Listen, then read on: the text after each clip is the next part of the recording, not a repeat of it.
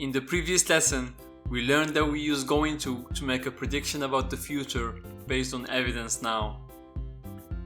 Going to is also used to express an intention or a plan. After saving enough money, Bob can finally afford to buy a new car. I'm going to buy a new car. Are we talking about the future? Yes, we are. Is this an intention or a plan? Yes, it is. Did he decide now or in the past? He decided to buy a car in the past. Is this a definitive arrangement? No, it is not. The action of buying a new car isn't definitive. He may change his mind and decide not to buy a car anymore.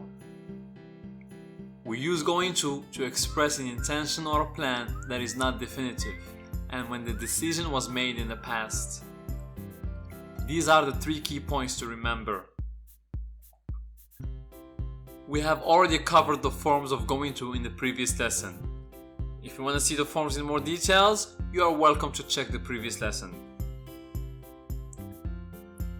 Let's see an example for each form, but this time in the context of plans that are not definitive and were decided in the past.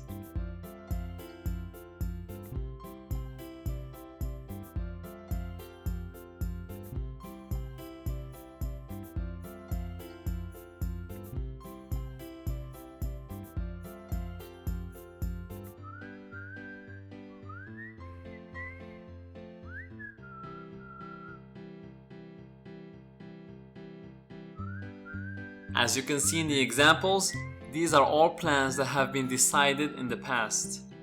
Thank you very much for watching and see you in the next lesson.